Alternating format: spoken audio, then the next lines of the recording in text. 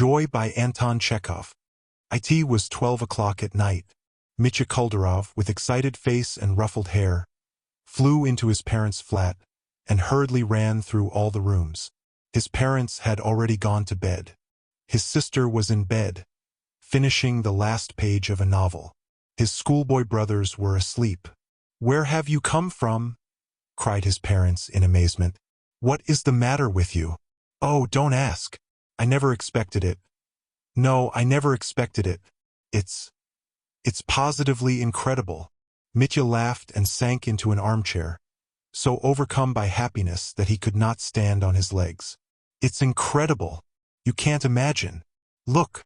His sister jumped out of bed and, throwing a quilt round her, went in to her brother. The schoolboys woke up. "What's the matter? You don't look like yourself." "It's because I am so delighted, Mama. Do you know, now all Russia knows of me. All Russia.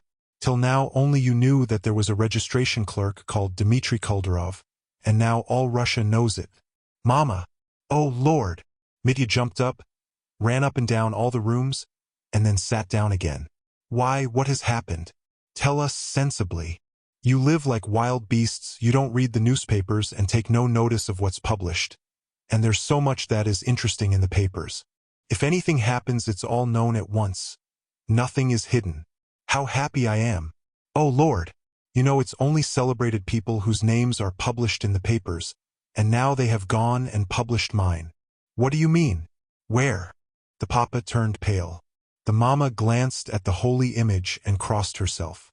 The schoolboys jumped out of bed and, just as they were, in short nightshirts, went up to their brother.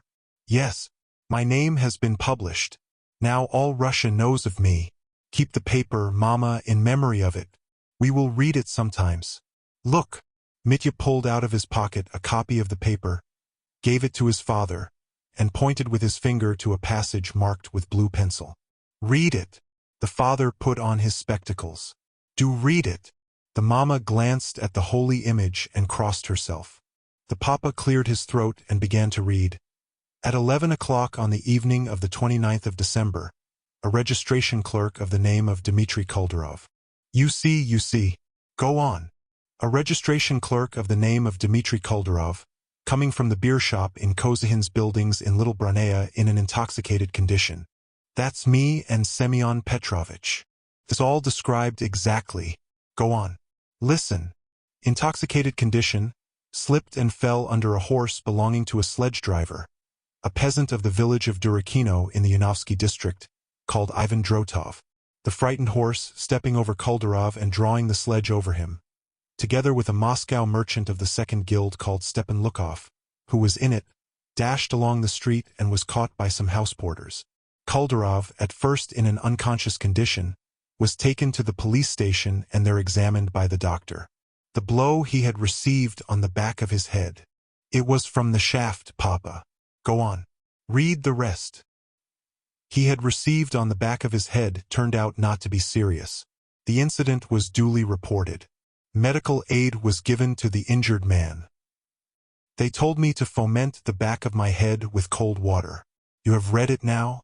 Ah, so you see. Now it's all over Russia. Give it here.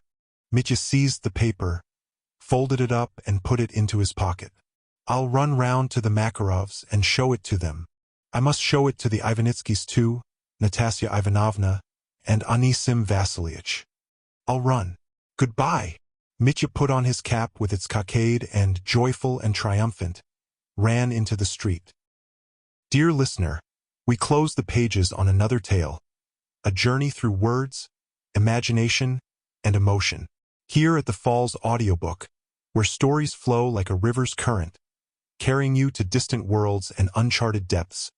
We thank you for joining us. As always, we invite you to linger a little longer.